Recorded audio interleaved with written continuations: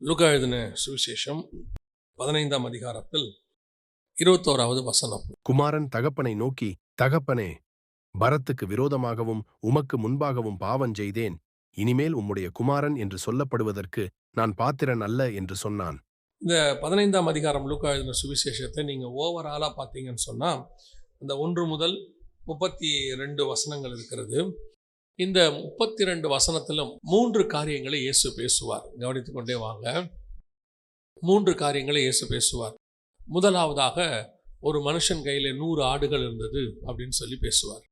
ரெண்டாவது, ஒரு ஸ்திரீயானவள் 10 வெள்ளிக்காசுகளை உடையவளாய் இருந்தாள் அப்படின்னு பேசுவார். மூன்றாவதாக 11வது வசனத்திலிருந்து ஒரு மனுஷனுக்கு 2 குமாரர் இருந்தார்கள் அப்படின்னு சொல்வார். இந்த 3 உவமையையும் ஒன்றாக இயேசு பேசுவார். இந்த ஒன்றாக பேசுவதற்கான காரணம் என்ன அப்படின்னு பார்த்தா, இதை நீங்கள் தனித்தனியாகவும் தியானிக்கலாம். காணாமல் போன ஆடு, காணாமல் போனதான வீட்டுக்குள் காணாமல் போன காசு, அப்புறம் ஒரு மனுஷனுக்கு 2 குமாரர் இருந்தார்கள் அப்படின்னு சொல்லி இதை நீங்கள் தியானிக்கும் பொழுது எப்படி தியானிக்கலாம் அப்படின்னு சொன்னீங்கன்னா, இந்த காணாமல் போன ஆடு என்பது வெளியே காணாமல் போயிடுச்சு. அடுத்து காணாமல் போன காசு என்பது வீட்டுக்குள்ளே காணாமல் போச்சு. அதே மாதிரி தான் ஒரு மனுஷனுக்கு 2 குமாரர்கள் இருந்தார்கள். ஒருவன் வெளியே காணாமல் போனவன், இன்னொருவன் உள்ளே காணாமல் போனவன். 2 குமாரர். ஒன்று வெளியே காணாமல் போன ஆடு, இன்னொன்று உள்ளே காணாமல் போன காசு. இந்த 2ஐயும் இணைச்சி தான் இந்த 3வது ஓமை வரும். 3 ஓமையும் நீங்கள் இணைத்து படிக்கணும். அப்போ தான் உங்களுக்கு இந்த ஓமை புரியும். ஏன் ஆடை சொன்னார், ஏன் இந்த இடத்துல வந்துட்டு காசை சொன்னார்? காசு 10 வெள்ளிக்காசு என்பது எதை குறிக்கிறது? அங்கே 10 காசுகளை உடையவளாக இருந்தாள் அப்படின்னா என்ன அர்த்தம்னா, யூதருடைய பாரம்பரியம்படி ஒரு பெண் கையில் என்ன செய்வாங்க, திருமணமாக போகிற பெண் கையில் 10 பிரமாணங்களையும், அந்த நியாய பிரமாணம் 10 இருக்கு இல்லையா, 10 கட்டளைகள், அதை ஒவ்வொரு காசலையும் பதிச்சு அந்த 10 காசை ஒரு மாலையாக்கி அவ கையில் கொடுத்துருவாங்க. கொடுத்துட்டு கல்யாணத்தப்போ அந்த மாலையை கொண்டு வரணும். அதனால தான் இயேசு சொல்லுவார், அது எவ்வளவு அவளுக்கு சந்தோஷத்தை உண்டாக்கினது அப்படின்னு அந்த வசனம் சொல்லும். அந்த 8வது வசனத்தில், கொளுத்தி வீட்டை பெருக்கி அதை கண்டுபிடிக்கிற வரைக்கும் ஜாக்கிரதையாய் தேடாமல் இருப்பாளோ, கண்டுபிடித்த பின்பு தன் சிநேகிதிகளையும் அயல் வீட்டார்களையும் கூட வரவழைத்து காணாமல் போன வெள்ளிக்காசை கண்டுபிடித்தேன் அப்படின்பார் இல்லையா. ஏன் அப்படின்னு கேட்டால், அந்த வெள்ளிக்காசு அந்த கல்யாணத்தப்போ கொண்டு வந்து கொடுக்கணும். இப்போ நம்ம ஊரில் ஒரு பாஷையில் சொன்னோம்னா, பொதுவாக ரிங் மாற்றுவாங்க இல்லையா, இந்த கோஷ்ட சபைகளில் வந்து பைபிள் மாற்றுவாங்க. கல்யாணத்துக்கு ரிங்கு வாங்கி வச்சுட்டு கரெக்டாக கல்யாணத்துக்கு ரிங்கு மாற்றுற நேரத்தில் ரிங்கை காணாமல் போச்சுன்னா என்ன ஆகும்? அந்த நேரத்தில் ஒரு பரபரப்பாயிடும்ல. அந்த மாதிரி யூதர்களுக்கு 10 வெள்ளி காசு இருக்கும். அந்த ஒவ்வொரு காசுலையும் பதிச்சிருப்பாங்களாம் 10 கட்டளைகளை. அதை அந்த கல்யாண நேரத்தில் கொண்டு வரணும். அதில் ஒரு காசு இல்லாவிட்டால், அது மணவாளன் கொடுப்பாராம், மணவாட்டிக்கு கொடுத்து வச்சுருப்பாங்களாம். அது இல்லாவிட்டால் அந்த பெண்ணுக்கு என்ன கிடைக்காது? திருமணமே நடக்காது. அதுக்கப்புறம் அந்த பெண்ணை யாரும் திருமணமே பண்ண மாட்டாங்க. ஏன்னா அதை வச்சுக்க முடியல, பொறுப்பு இல்லை அப்படின்னு சொல்லி. அந்த மாதிரி அது வீட்டுக்குள்ளேயே காணாமல் போன காசு, ஒன்று வெளியே காணாமல் போன ஆடு. இது 2த்தையும் கம்பைன் பண்ணி தான் 3வது ஓமையாக ஆண்டவர் சொல்கிறாரு, ஒரு மனுஷனுக்கு 2 குமாரர் இருந்தார்கள் அப்படின்னு. நாம் இன்றைக்கி அந்த 3ஐயும் சேர்த்து பார்க்க போகிறதில்ல. இந்த 3வது ஓமையில் இருக்கிற ஒரு சில காரியங்களை தான் நாம் இன்று பார்க்க போகிறோம். அங்கே அந்த இளையகுமாரன் சொல்லக்கூடியதான அந்த ஒரு வார்த்தை என்ன அப்படின்னு கேட்டால், தகப்பனே, நான் பரத்துக்கு விரோதமாயும் உமக்கு விரோதமாயும் பாவம் செய்தேன். பொதுவாக பாவம் செய்கிறது என்றால் 2 பகுதிகளை இந்த இடத்துல வேதம் சொல்லுகிறது. 2 விதமான பாவத்தை அவன் சொல்லுகிறான். ஒன்று, பரத்துக்கு விரோதமாய் செய்யக்கூடியதான ஒரு பாவம். 2வது, மனுஷனுக்கு விரோதமாய் செய்யக்கூடியதான ஒரு பாவம். இந்த 2 பாவம் தான் ரொம்ப பாவத்தில் 2 கேட்டகரி. அப்போ பாவத்தில் வந்து சின்ன பாவம், பெரிய பாவம் அப்படிலாம் இருக்குன்னு சொல்கிறோம் இல்லையா. அப்படி இல்லை. இங்கே என்ன வசனம் சொல்லுதுன்னா, 2 வகையாக இருக்கிறது. ஒன்று தேவனுக்கு விரோதமாய் செய்வது, இன்னொன்று மனுஷனுக்கு விரோதமாய் செய்வது. இந்த இளையகுமாரனை குறித்து நம்ம எல்லாருக்கும் தெரியும். இவன் வந்து தன் ஆஸ்திகளை வாங்கி கொண்டு போய் அந்த எல்லாவற்றையும் அவன் அழித்து போட்டான் என்று சொல்லி நாம் பார்க்கிறோம். இப்போது இந்த இளையகுமாரனுக்கு 2 வகையான பாவம் செய்தோம் என்பது நல்லா தெரியுது. நான் ஒன்று தேவனுக்கு விரோதமாக செஞ்சுட்டேன், நியாயப்பிரமாணத்துக்கு விரோதமாக நான் என்ன பண்ணிட்டேன், செஞ்சுட்டேன் அப்படின்னு தெரியுது. இன்னொன்று, என் தகப்பனுக்கு விரோதமாகவும் நான் என்ன பண்ணிட்டேன், பாவம் செஞ்சுட்டேன். இதில் நமக்கு என்ன பிரச்சனை இருக்குது அப்படின்னு கேட்டிங்கன்னா, பல நேரங்களில் நாம் தேவனுக்கு விரோதமாய் செய்த பாவத்தை ஓரளவுக்கு ஆண்டவர்கிட்ட போய் நம்ம மன்னிப்பு கேட்குறவங்கள தான் இருக்கிறோம். பல நேரங்களில் என்ன செய்கிறோம், ஆண்டவர்கிட்ட போய் மன்னிப்பு கேட்போம். ஆனால் மனுஷனுக்கு விரோதமாய் பாவம் செய்ததை பெரும்பாலும் நாம் பெருசாக எடுத்துக்கொள்ளுகிறதில்லை. மனுஷனுக்கு விரோதமும் பாவம் செஞ்சுட்டு ஆண்டவர்கிட்டே போய் நம்ம மன்னிப்பு கேட்டுருவோம். இல்லையா? மனுஷனுக்கு விரோதமாக செஞ்சிருவோம், மன்னிப்பு யார்கிட்ட கேட்டுருவோம்?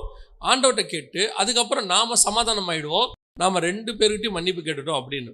ஆனால் இங்கே வசனம் தெளிவாக சொல்லுது, 2க்கும் என்ன இருக்கிறது? மன்னிப்பு தனித்தனியாக இருக்கிறது. மனுஷனுக்குரியதை தேவனுக்குரியது அப்படின்னு இருக்கு. முதலாவது பரத்துக்குரியதான பாவம் அப்படின்னு சொல்லும் பொழுது, பாவம் எல்லாத்துலேயுமே நம்ம பரத்துக்கு விரோதமாக தான் செய்கிறோம். இப்போ நம்ம சரீரத்துக்கு விரோதமாக செஞ்சோம்னா அது பரத்துக்கு விரோதமாக செய்கிறது. ஏன்னா சரீரம் தேவனுடைய ஆலயமாக இருக்கிறது. இப்போது இந்த பூமிக்கு விரோதமாக செய்கிறோம், அது உலகத்தார் நிறைய செய்கிறாங்க. அது அவங்க பாவம்னு நினச்சி செய்கிறதில்ல, மனசாட்சியில் சூடுண்டவர்கள்னு வச்சுக்கோங்களேன். என்னை கேட்டால், என்னை பொறுத்த வரைக்கும் ஒரு மரத்தை வெட்டுவது கூட பாவம் தான். ஏன்னு சொன்னால் அந்த மரம் ஆண்டவர் வச்சது காரணம், ரீசன் எல்லாம் இருக்கே. இவங்க ஏதோ ஒரு காரணத்துக்கு அந்த மரத்தை என்ன பண்ணிடுறாங்க? வெட்டி அதுக்கப்புறம் அந்த மரத்துக்கு பதிலாக இன்னொரு மரத்தை வைக்கிறவங்க இருக்கிறாங்க, வைக்காமல் போகிறவங்களும் இருக்கிறாங்க. இது மாதிரி அறியாமல் இருக்கிற நிறைய காரியங்கள் இருக்கு. ஆனால் தேவனுக்கு விரோதமாக, வசனத்துக்கு விரோதமாக பல நேரங்களிலே நாம் செய்கிறோம் துணிகரமாக. இதை பொதுவாக செய்கிறது யாருன்னு கேட்டிங்கன்னா ஆவிக்குரியவர்கள். குறிப்பாக ஆவிக்குரியவங்க நான் ஏன் சொல்கிறேன் அப்படின்னா, நமக்கு வசனம் நல்லா தெரியும், நல்ல வசனம் தெரியும், நல்ல வேதத்தை இருக்கும், நல்ல ஒரு ஆவிக்குரிய சபையில் மெம்பராக இருக்கிறோம். ஆனால் நாம் பரத்துக்கு விரோதமாய் செய்கிற பாவத்தை குறித்து கவலைப்படுகிறதில்லை. நம்மளை பொறுத்த வரைக்கும் பரத்துக்கு விரோதமாக செய்கிற பாவம்னா என்ன? விபச்சாரம், அதுக்கப்புறம் நம்மளை அறியாமல் செய்கிறதான கண்களின் இச்சை, ஜீவனத்தின் பெருமை, மாம்சத்தின் இச்சை, இது எல்லாமே பரத்துக்கு விரோதமாக நாம் செய்கிற பாவம் அப்படின்னு நம்ம நினைக்கிறோம். உண்மையிலேயே பரத்துக்கு விரோதமான பாவம் என்பது இதோடு கூட முடிந்து விடுகிறதில்லை. இப்போ நான் ஒரு உதாரணத்துக்கு சொல்கிறேன். நீங்கள் ரட்சிக்கப்படும் பொழுது இந்த பாவங்கள் எல்லாம் விட்டுட்டு தான் என்ன வரோம்? ஆண்டவருக்குள்ளே வரோம், ரத்தத்தால் கழுவப்பட்டு வரோம். வரும்போதே நம்ம எல்லாமே, நான் இனிமேல் சிகரெட் பிடிக்க மாட்டோம், குடிக்க மாட்டோம், அல்லது வேறு சில பாவங்கள் எல்லாத்தையும் விட்டோம், ஆண்டவர் என் பாவத்தை மன்னிச்சிட்டாரு அப்படிங்கிற ஒரு நிச்சயம் நமக்கு இருக்குது. அதன் அடிப்படையில் தான் நம்ம கம்யூனியன் எடுக்கிறோம். ஆனால் உண்மையிலேயே பரத்துக்கு விரோதமாய் செய்கிற பாவம் என்றால் எதன் அடிப்படையில் வருகிறது? முதல்ல ஆவிக்குரியவர்களுக்கு ஒரு விஷயத்தை நன்றாக புரிந்து கொள்ள வேண்டும். இப்போது பரிசுத்தம் நாம் சொல்கிறோம் இல்லையா? பரிசுத்தத்துக்கு ஆவியானவர் இருக்கிறார், பரிசுத்த ஆவியானவர் இருக்கிறார். இதுக்கு எதிர்ப்பு யாரு? அகைன்ஸ்டாக இருக்கிறது என்ன? பிசாசு எப்போவுமே தேவனுக்கு ஈக்குவல் கிடையாது. உங்களுக்கு அது நன்றாகவே ஒரு விஷயம் தெரியணும். பிசாசு ஒரு நாளும் தேவனுக்கு ஈக்குவலாக கிடையவே கிடையாது. நாம தான் அவனுக்கு ப்ரொமோஷன் கொடுத்து ஆண்டவருக்கு ஈக்குவலாக கொண்டு வந்து வச்சிருக்கிறோம். நம்மளை கேட்டால் சொல்லுவோம், ஆண்டவருக்கு எதிர்ப்பு யாரு? பிசாசு. கிடையவே கிடையாது. எந்த இடத்துலையாவது பிசாசு ஆண்டவரோட சண்டை போட்டானா? எந்த இடத்துலையாவது பிசாசு ஆண்டவரை ஏதாவது செய்கிறானா? கிடையாது. ஆனால் ஒவ்வொரு இடத்துலையும் ஆண்டவர்கிட்ட போய் ரெக்வெஸ்ட் பண்ணுவான். ஆண்டவர்கிட்ட போய் என்ன செய்கிறான்? ரெக்வெஸ்ட் பண்ணுவான். நீங்கள் போய் பாருங்கள், பழைய ஏற்பாட்டில் யோபுன் புஸ்தகத்தில் இருக்குது. பிசாசு நிற்கும் போது எங்கே நின்னானா, தேவ புத்திரர் மத்தியில் நின்றான் அப்படின்னு இருக்கு. அதோட அர்த்தம் என்ன அப்படின்னு கேட்டால், அவன் தேவனுக்கு எதிராக உட்காரக்கூடியவன் அல்ல, அவன் ஒரு தேவ தூதன். அதுவும் இப்போ தள்ளப்பட்ட தேவதூதன், சபிக்கப்பட்ட தேவதூதன், தலை நசுக்கப்பட்டதான தேவதூதனாக இருந்து இப்போ பிசாசா மாறிட்டான். அதனால பிசாசு ஒரு நாள் யாருக்கு ஈக்குவல் ஆகாது? பொதுவாக தூதர்கள் யாருன்னா பணிவிடை ஆவிகள்னு இருக்கு. இவனும் யாருன்னா தேவனுக்கு பணிவிடை செய்யும்படி செய்யப்பட்டவன் தான். அப்படி இருக்கும் பொழுது இவன் ஒரு நாள் என்ன நினைக்கிறான்னா, தேவனுக்கு ஈக்குவலாக மாறணும்னு நினைக்கிறான். அந்த நினைப்பு வந்த உடனே அவன் கீழே தள்ளப்பட்டான், இன்னும் கீழே போயிட்டான். அந்த தேவனுக்கு அடுத்த லெவலில் இருந்த ஸ்டெப்பை விட்டு இப்போ அவன் என்ன ஆயிட்டான்? கீழே போயிட்டான். ஆனால் நீங்களும் நானும் பூமியிலே பாவத்துக்குரியவர்களாக இருந்தோம். இயேசுவின் ரத்தத்தால் கழுவப்பட்டதுனால நாம் பிள்ளைகளும் குமாரரும் குமாரத்திகளாய் மாற்றப்பட்டோம். எத்தனை பேர் ஏற்றுக்கொண்டோமோ அத்தனை பேர் தேவனுடைய பிள்ளைகள் ஆயிட்டோம். இப்போ நாம் பிள்ளைகளானது மட்டும் இல்லை, அவரோடு கூட சிங்காசனத்தில் உட்காருகிறவர்களாக இருக்கிறோம். அப்படி இருக்கும்போது எப்படி பிசாசு தேவனுக்கு ஈக்குவலாக மாறும்? பிசாசு ஒரு நாள் தேவனுக்கு ஈக்குவலாக மாறவே மாறாது. ஸோ உங்களுக்கு அந்த தாட் இருக்கணும். உங்களுக்கு அந்த ஒரு தாட் இருக்குது. ஆண்டவர் சொல்கிறாரு, இப்பிரபஞ்சத்தின் அதிபதி என்னிடத்தில் வருகிறான்னு. அப்போனா பிசாசு பிரபஞ்சத்தின் அதிபதியா? அது இயேசு சிலுவைக்கு போகிறதுக்கு முன்னாடி வரைக்கும் இந்த பூமிக்குரிய அதிபதி பிசாசு தான். ஏன்னா ஆதாம் எல்லாவற்றையும் அவனிடத்தில் விற்று போட்டான். ஆனால் இப்போ பூமிக்கு அதிபதி பிசாசு கிடையாது, பிரபஞ்சத்தின் அதிபதி பிசாசு கிடையாது. யாருன்னு கேட்டிங்கன்னா இப்போ அதிபதி யாருன்னா, வெளிப்படுத்தின விசேஷம் 1ஆம் அதிகாரம் 5வது வசனத்தை வாசிங்க. உண்மையுள்ள சாட்சியும் மரித்தோரிலிருந்து முதற் பிறந்தவரும் பூமியின் ராஜாக்களுக்கு அதிபதியுமாகிய இயேசு கிறிஸ்துவினாலும் உங்களுக்கு கிருபையும் சமாதானமும் உண்டாவதாக. அப்போ பூமியின் ராஜாக்களுக்கு அதிபதி யாரு? இயேசுதான் அதிபதி. இப்ப அவன் தலை நசுக்கப்பட்டுருச்சு. அவன் முன்னாள் ராஜா, இப்போ பதவியில் இல்லை, பவர் இல்லை, இப்போ போயிடுச்சு. நம்முடைய தேவன் தான் பூமிக்கு ராஜாவாக இருக்கிறார், ராஜாக்களுக்கெல்லாம் ராஜாவாக இருக்கிறார். அல்லேலூயா. இப்போ நம்ம ஆவிக்குரிய வாழ்க்கைக்கு, பரிசுத்த ஆவிக்கு எதிராக இருப்பது என்ன? மாம்ச இச்சை. வாசிங்க, ரோமர்கள் நிருபம் 8ஆம் அதிகாரம் 1-2 வசனங்களை வாசிங்க. ஆனபடியால் கிறிஸ்து இயேசுவுக்குட்பட்டவர்களாயிருந்து மாம்சத்தின்படி நடவாமல் ஆவியின்படியே நடக்கிறவர்களுக்கு ஆக்கினை தீர்ப்பில்லை. நல்லா கவனிச்சு கொள்ளுங்க. மாம்சத்தின்படி நடவாமல் ஆவியின்படி நடக்கிறவர்களுக்கு ஆக்கினை தீர்ப்பில்லை. இப்ப நம்ம என்ன நினைக்கிறோம்? மாம்சம் என்றால் என்ன? உடனே நம்ம அடுத்த வார்த்தை போயிடுவோம். பாவம் வேறு, மாம்சம் வேறு. பாவம் வேறு, மாம்சம் வேறு. நம்மளை பொறுத்த வரைக்கும் பாவத்துக்கு ஒரு கேட்டகரி வச்சிருக்கிறோம். நம்ம என்ன செய்யறோம்? பாவத்துக்கு ஒரு கேட்டகரி வச்சிருக்கிறோம். இதெல்லாம் பாவம், இன்னென்ன காரியங்கள்லாம் பாவம். அதாவது சரீர பிரகாரமாக செய்யறது பாவம், சிந்தனையில செய்யறது பாவம், இதெல்லாம் ஒரு பாவம் இருக்கு அப்படின்னு. ஆனா பைபிள் சொல்லுது பாவம் என்றது ஆவிக்கு எதிரானது அல்ல. இப்பதான் கண்டுபிடிக்கிறாரு பவுல் 7ஆம் அதிகாரம் முழுக்க. அப்புறமா நீங்க வாசிச்சு பார்த்துருங்க. அவர் ஒன்று சொல்றாரு, எனக்குள் வேறொன்று கிரியை செய்கிறது, எனக்குள்ள இருந்து இன்னொன்று கிரியை செய்து. என்னன்னு கேட்டா பாவம் அல்ல, மாம்சம். எங்க பாவத்துக்கும் மாம்சத்துக்கு என்ன வித்தியாசம்? பாவம் என்பது மாம்சத்தினுடைய கிரியை, மாம்சத்தினுடைய ரிசல்ட். மாம்சம் என்ன செய்தோ அதன் அடிப்படையில் பாவம் வெளிப்படுகிறது. இந்த மாம்சம் கண்ட்ரோலாக இருந்தால் பாவமே வராது. புரியுதா உங்களுக்கு? இப்போ இந்த மாம்சம் என்பது ஃபர்ஸ்ட் பாயிண்ட். மாம்சம் என்பது பாவத்துக்கான சோர்ஸ். இந்த மாம்சம் சிந்திச்சாதான் நீங்க அதன் அடிப்படையில் பாவம் செய்ய போறீங்க. இந்த மாம்சம் தூண்டுனாதான் நீங்க பாவம் செய்ய போறீங்க. இந்த மாம்சம் தூண்டாவிட்டால் என்ன வராது? பாவம் என்பதே வராது. அப்போ சோர்ஸையே அடிக்கணும். அதனாலதான் அவர் சொல்றாரு, பவுல் சொல்றாரு, என்னை நான் சிலுவையில் அறைந்திருக்கிறேன். ஏன்னா நான் எதை செய்யக்கூடாதுன்னு நினைக்கிறேனோ அதையே செய்கிறேன். அதனால நான் என்ன பண்றேன்? சிலுவையில் அரைஞ்சிடுறேன். அப்ப நான் சில நேரத்தில் நம்ம என்ன நினைக்கிறோம்னா, இந்த பாவத்தை செய்யக்கூடாது, இந்த பாவத்தை செய்யக்கூடாது. சிலர்லாம் கோவப்படக்கூடாதுன்னு நினைக்கிறாங்க. ஒரு உதாரணத்துக்கு நான் சொல்றேன், கோவப்படக்கூடாது, அது கோவம் பாவம்னு தெரிஞ்சிருச்சு. என்னை பொறுத்த வரைக்கும் இந்த ஏங்கிற கேள்வி வந்துட்டாலே நான் பாவத்தை நியாயப்படுத்த விரும்புகிறேன்னு அர்த்தம். அதை என்ன செய்ய விரும்புகிறேன்? நியாயப்படுத்த விரும்புகிறேன். அதனால நான் அந்த ஏன் என்ற கேள்விக்கே போக வேண்டாம். ஆனா ஒன்றை நாம் யோசிக்கல. பவுல் சொல்றாரு, எனக்குள்ள இருந்து இன்னொன்று கிரியை செய்கிறது. என்ன கிரியை செய்கிறது? எனக்குள் இருக்கிற மாம்சம். இந்த மாம்சம் தான் என் பாவத்தை தூண்டுகிறது. அப்ப நான் மாம்சத்தை ஜெயிச்சிட்டேன்னா பாவம் செய்ய போறது இல்லை. பாவம்ன்றது வரவே வராது. நம்ம ஊர்ல சொல்லுவாங்கல்ல, எரியறதை எடுத்துட்டா கொதிக்கிறது அடங்கி போயிட போகுது, அவ்வளவுதான். அதே கான்செப்ட் தான் இதுல. ரெண்டாவது இருக்கு இன்னொன்னு. மாம்சம் என்றால் என்ன? அடுத்த கேள்வி.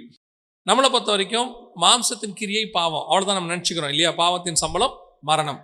ஆனா உண்மையிலேயே மாம்சத்தின் கிரியைனா என்னன்னா, பவுல் முன்னாடி என்ன எழுதுறாரு 7ஆம் அதிகாரத்துல? நான் விரும்பாததையே செய்கிறேன், அது பாவம். ரெண்டாவது இருக்கு, தேவனுக்கு பிரியமில்லாதது ஒன்று இருக்கு, ஆனா நான் செய்யறது பாவமா இருக்காது, நமக்கு அது பாவமாவே தெரியாது. நான் சொல்றது புரியுதா?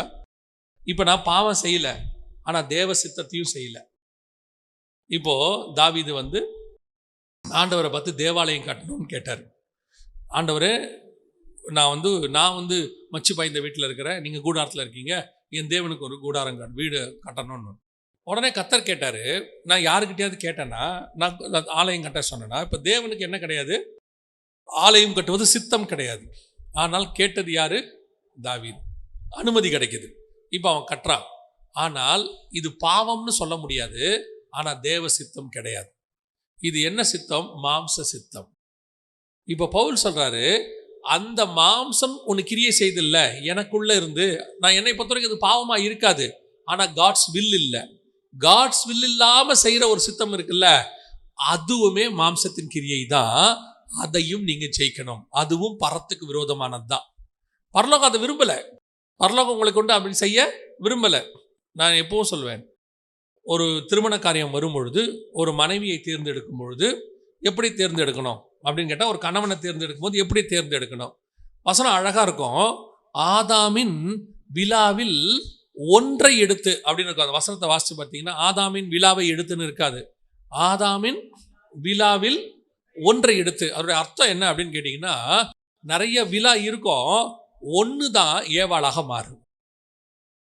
அதே மாதிரி எல்லா ஆவிக்குரிய பையனும் தேவசித்தம் இல்லை, எல்லா ஆவிக்குரிய பொண்ணும் தேவசித்தம் இல்லை. நம்மளை பொறுத்த வரைக்கும் என்ன கேட்குறோம்? பையன் ரட்சிக்கப்பட்டிருக்கானா, ஞானஸ்நானம் எடுத்திருக்கானா, அபிஷேகம் பெற்றிருக்கானா, ஊழியத்துக்கு okay right, God's will, praise the Lord. இப்போ இதுதான் காட்ஸ் வில்னு யார் சொன்னா? நான் சொல்றது புரியுதா? ரட்சிக்கப்பட்டான், ஆவிக்குரிய பையன், சர்ச்சுக்கு போறான், ரட்சிக்கப்பட்ட பொண்ணு, நல்ல பொண்ணு, எல்லாம் ஓகே தான். பட் இந்த பொண்ணுக்கு இந்த பையன் தான் காட்ஸ் வில்னு யார் சொன்னது? நான் சொல்றது உங்களுக்கு புரியுதா? லாபானுக்கு 2 பெண் பிள்ளைகள் இருந்தார்கள், ஒன்று ராகேல், இன்னொன்று லேயாள். ஆனால் யாக்கோபுக்கு கொடுக்கப்பட வேண்டியது லேயாள் தான், ராகேல் அல்ல. இப்போ காட்ஸ் வில் என்பது லேயாள், யாக்கோபின் விருப்பம் என்பது ராகேல். வேற வழியில் 2ம் கிடைச்சிச்சு. அதனுடைய விளைவு என்னவா மாறுச்சுன்னு உங்களுக்கு தெரியும் நினைக்கிறேன். ராகேல் வழியிலேயே செத்து போனார்கள். அதே மாதிரி தான் எல்லாமே காட்ஸ் வில் கிடையாது. என் மாம்சம் கிரியை செய்யும், அது பாவமா இருக்காது நம்மளை பொறுத்த வரைக்கும். அது வேலையா கூட இருக்கும். வெளிநாட்டில் வேலை கிடைக்குது, பிரைஸ் தி லார்ட், அல்லேலூயா கூப்பிடுறாங்க, ஆனால் அது காட்ஸ் வில்லா? அதையே விட தேவன் இங்கே வைத்து நம்மை ஆசீர்வதிக்க வல்லமை உள்ளவராகவும் இருப்பார். இப்போ நாம ஜபத்தோட தான் அங்கே போவோம். இப்போ காட்ஸ் வில் கிடையாது. ஆனால் என் மாம்சம் எனக்குள் கிரியை செய்யுது, எனக்குள்ள ஒரு ஆசை இருக்கு, இதுதான் பரத்துக்கு விரோதமாய் செய்யறது. உங்களுக்கும் எனக்கும் பரலோகம் ஒரு மேப் போட்டு அமுச்சிடுச்சு. அதான் வசனம் சொல்லுது, என்னுடைய காலங்கள் அவருடைய கரத்துக்குள் வரையப்பட்டு இருக்கிறது. எல்லாமே மேப் போட்டாச்சு. பிறக்கும் போதே உங்களை பற்றின மேப்பை போட்டார். அந்த மேப்பை ஃபாலோ பண்ண வேண்டியதுதான் உங்களுடைய வேலை, என்னுடைய வேலை.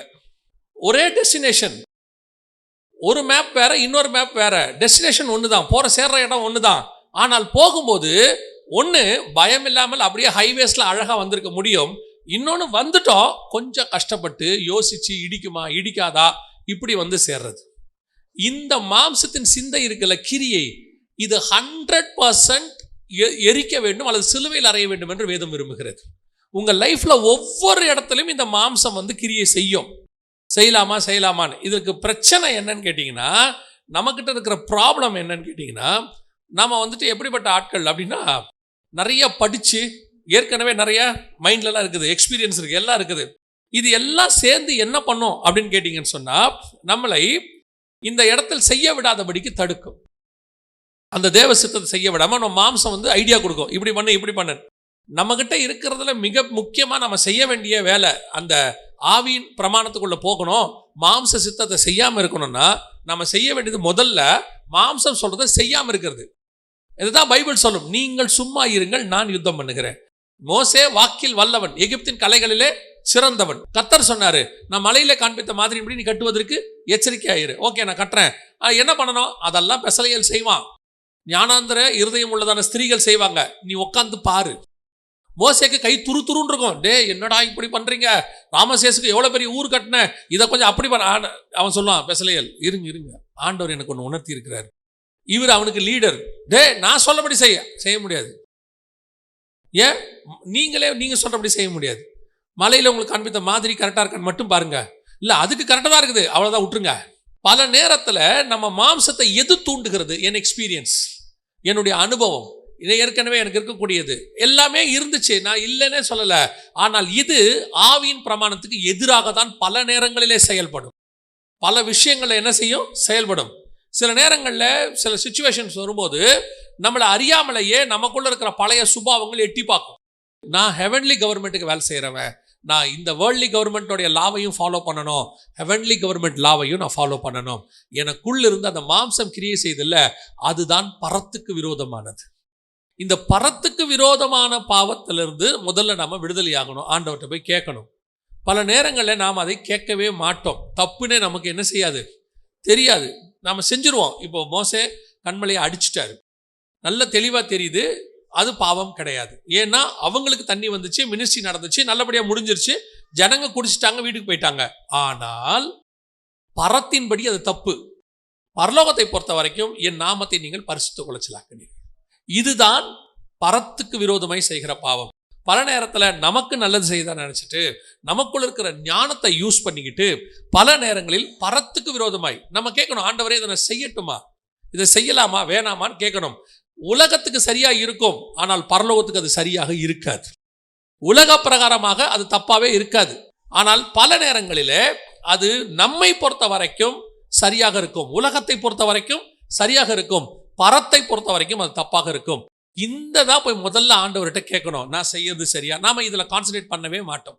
ஏன்னா நம்மளை பொறுத்த வரைக்கும் மாம்சத்தின் கிரியை என்பது பாவம் தானே ஒழிய தேவ சித்தம் இல்லாமல் செய்யறது பாவமாகவே நமக்கு தெரியாது. ஸோ ஒவ்வொரு விஷயத்திலையும் முதலாவதாக நாம் கேட்க வேண்டியது, ஆண்டவர் இது உம்முடைய சித்தமா, நான் இதை பண்ணட்டுமா, உமக்கு விரோதமாக ஏதாவது செஞ்சுட்டேனா, செஞ்சிருவேனா, அந்த கான்சியஸ் இருந்துகிட்டே இருக்கணும். எதை செய்யும் போதும் இல்லை. ஸோ ஃபஸ்ட்டு நீங்கள் ரொம்ப தீர்மானமாய் பார்க்க வேண்டியது என்ன அப்படின்னு கேட்டிங்கன்னா, பரத்துக்கு விரோதமாய் நான் ஏதாவது செய்கிறேனா. இப்போ திருப்பி அந்த வசனத்தை திருப்பி வாசிங்க. லூக்கா எழுதின சுவிசேஷம் 15ஆம் அதிகாரம் 21வது வசனத்தை வாசிங்க. குமாரன் தகப்பனை நோக்கி, தகப்பனே, பரத்துக்கு விரோதமாகவும் உமக்கு முன்பாகவும் பாவம் செய்தேன். இனிமேல் உம்முடைய குமாரன் என்று சொல்லப்படுவதற்கு நான் பாத்திரன் அல்ல என்று சொன்னான். ரெண்டாவது என்ன பாவம்? மனுஷனுக்கு விரோதமான பாவம். இந்த மனுஷனுக்கு விரோதமான பாவம் கண்டிப்பாக, இப்போ நீங்கள் பரத்துக்கு விரோதமாக ஒரு பாவம் செஞ்சீங்கல்ல, இவ்வளவு நேரம் பார்த்தோம்ல, இந்த பரத்துக்கு விரோதமான பாவத்தை தேவன் மன்னிச்சிடுவார். நான் அதையும் சொல்லிடுறேன், தேவன் மன்னிச்சிடுவார். ஆனால் நீங்க செஞ்சீங்கல்ல, இப்ப செஞ்சது ஒரு மிஸ்டேக் ஆகி போச்சு. நம்ம செஞ்சது என்னவாயிருச்சு? அதை கர்த்தர் சரி பண்ணுவார். சரி பண்றதுக்கு ஒரு டைம் எடுப்பார்ல, அது நமக்கு தண்டனை போல தெரியும். உதாரணமா சொல்றேன், கவனிங்க. இப்ப இஸ்ரவேல் ஜனங்களை கானானுக்குள்ள போக சொன்னார். இவங்க என்ன பண்ணாங்கன்னா, வேவுக்காரரை அனுப்புனாங்க. முதல்ல தப்பு. வேவுக்காரர் என்ன செய்யக்கூடாது? ஏன்னா இதுக்கு முன்னாடி எந்த ஒரு இடத்துக்கும் அவங்க வேவுக்காரரை அனுப்புனதே இல்லை. ஸோ இங்கே என்ன ஆகும்னு கேட்டிங்கன்னா, இந்த வேவுக்காரரை அனுப்புகிற சுபாவம் இவங்களுக்கு வந்துடும். இது மற்ற புறஜாதியாரை பார்த்து இந்த சுபாவம் இவங்களுக்கு வந்துடும். வேவுக்காரரை அனுப்ப சொல்லுவாங்க. யுத்தம் பண்ணுறது கர்த்தர். இவங்க எந்த வேவுக்காரையும் இது வரைக்கும் என்ன செஞ்சதில்லை, அனுப்புனதில்லை. கர்த்தர் போனால் போவாங்க, இருனா இருப்பாங்க, அவ்வளோதான். வலதுபுறம் போனால் வலதுபுறம் போவாங்க, இடதுபுறம் போனால் இடதுபுறம் போக சொல்லுவாங்க. இவங்க எதுக்கு வேவுக்காரனை அனுப்புகிறாங்க? இப்போ அவன் போயிட்டு வந்து துர்ச்செய்தி சொல்லிட்டான், ஃபர்ஸ்ட் மிஸ்டேக். இப்போ இவங்க என்ன பண்ணுறாங்க? ஃபஸ்ட்டு போகமாட்டேன்னு சொல்லிட்டாங்க, அது ரெண்டாவது மிஸ்டேக். ஏன்னா துர்ச்செய்தி வந்துருச்சு, இனிமேல் நான் போக மாட்டேன். ஆனால் தேவசித்தம் போகணுங்கிறது. சரி, இப்போ இவங்க பயந்துட்டாங்க. இப்போ இவங்களை அனுப்புனா சரியாகாது. இதை கர்த்தர் என்ன நினைக்கிறாரு? அங்கே இருக்கிற விஷயத்தை நான் உங்களுக்கு சொல்கிறேன். அங்கே இவங்க யாரை பார்த்து பயந்தாங்கன்னா, ஏனோக்கின் புத்திரர்னு ஒருத்தரை பார்த்து பயப்படுவாங்க. ராட்சத பிறவியாக இருந்த ஏனோக்கின் புத்திரர் நெடிய ஜனங்களாக இருந்தார்கள். அவங்கள பார்த்து அவங்களுக்கு முன்னாடி நாங்கள் வெட்டுக்கிளிகளை போல இருந்தோம். இப்போ கர்த்தர் பார்த்தாரு, சரி இவங்களை பார்த்து பயந்துட்டாங்க. சரி, இப்போ இவங்க என்ன செய்வோம்? அந்த ஏனோக்கின் புத்திரர் ரிமூவ் பண்ணிட்டு அப்புறமா இவங்களை என்ன பண்ணலாம், உள்ளே அனுப்பலான்னு சொல்லிட்டு இவங்க கிட்ட சொல்லுவார், இஸ்ரவேல் ஜனங்கிட்ட, நீங்கள் ஒரு 40 வருஷம் என்ன பண்ணுங்க, சுற்றி வாங்க அப்படிம்பாரு. ஆனால் இவனுக்கு இப்போ என்ன தோணும்? 40 வருஷமா? இப்படி தெரிஞ்சுதான் நம்ம இப்போவே போயிடலாமே, இன்னும் 40 வருஷம் சுத்தறதா? முடியாது அப்படின்ட்டு இப்போ திருப்பி உள்ளே போவான். இப்போ போகக்கூடாதுன்னு சொன்னார், இப்போ உள்ளே போகிறான். இப்போவும் அடி வாங்குவான். இப்போ போய் என்ன செய்கிறான்? அடி வாங்குறான். இப்போ கர்த்தர் ஏன் 40 வருஷம் சுத்த சொன்னாருன்னு சொன்னால், இந்த 40 வருஷம் சுற்றிட்டு வரும்போது கர்த்தர் விட்டு வைத்த ஜாதிகள் என்னவெனில் அப்படின்னு சொல்லி நியாயாதிபதிகள் புஸ்தகத்தில் 3ஆம் அதிகாரத்தில் இருக்கும். 1வது வசனத்தில் நீங்கள் வாசிக்கும் போது வாசிங்க பார்ப்போம். நியாயாதிபதிகள் 3:1. கானான் தேசத்தில் நடந்த சகல யுத்தங்களையும் அறியாதிருந்த இஸ்ரவேலராகிய அனைவரையும் சோதிப்பதற்காகவும், இஸ்ரவேல் புத்திரரின் சந்ததியாரும் அதற்கு முன் யுத்தஞ்செய்ய அறியாதிருந்தவர்களும் அவைகளை அறியும்படி பழக்குவிப்பதற்காகவும் கர்த்தர் விட்டு வைத்த ஜாதிகள் யாரென்றால், பெலிஸ்தரின் 5 அதிபதிகளும் சகல கானானியரும் சீதோனியரும் பாகால் எர்மோன் துவக்கி ஆமாத்திற்குள் பிரவேசிக்கும் வரைக்கும் லீபனோனின் மலைகளிலே குடியிருக்கிற ஏவியருமே. 3 பேர் தான் இருக்காங்க பாருங்க. 3 பேர் தான் இருக்காங்க இல்லையா? ஏனாக்சின் புத்திர ராட்சதர் இல்லை பாருங்க. அங்கே இந்த 40 வருஷம் சுற்றி வரும்போது அவங்கள என்ன பண்ணிட்டாரு? அப்போது கர்த்தர் ஒரு விஷயத்தை சொல்லி நம்ம செய்யலைன்னா அது பரத்துக்கு விரோதமாக செய்கிற பாவம். இப்போ நம்ம மன்னிப்பு கேட்டோம்னா மன்னிக்கிறாரு, ஆனால் அதை சரி பண்ணுறதுக்கு ஒரு டைம் எடுப்பார். சரி பண்ணுறதுக்கு என்ன பண்ணுவார்? டைம் எடுப்பார். அந்த டைம் எடுக்கிற வரைக்கும் நீங்கள் பொறுமையாக இருக்கணும். அதுதான் கர்த்தர் உங்களை மன்னிக்கிற நேரம், அதான் டைம். பல நேரங்களிலே நமக்கு இப்போ உணர்வு அடைஞ்சிருவோம், ஐயோ நம்ம பரத்துக்கு விரோதமாக செஞ்சிட்டோம், தெரியாமல் பண்ணிட்டோம் அப்படின்னு. இப்போ அடுத்து நம்ம என்ன பண்ணுவோம் தெரியுமா? அதை உடனே சரி பண்ணுறதுக்கு அடுத்த தப்பு செய்வோம். இப்போ அவசரப்பட்டு ஒன்று பண்ணியாச்சு, அடுத்து முடிவும் அவசரப்பட்டு எடுக்கக்கூடாது. முதல்ல பண்ண தப்பை கர்த்தர்கிட்டையே சரி பண்ண கொடுக்கணும். என் லைஃப்பில் நான் தெரிஞ்சுக்கிட்ட ஒரு விஷயம் என்னென்னா, கர்த்தர் சரி பண்ணி கொடுக்காம ஒரு விஷயத்தை நம்மளால் சரி பண்ணி கொடுக்க முடியாது. நாம் எப்போ பண்ணாலும் ஆப்ரேஷன் பண்ணுற ஆட்கள்.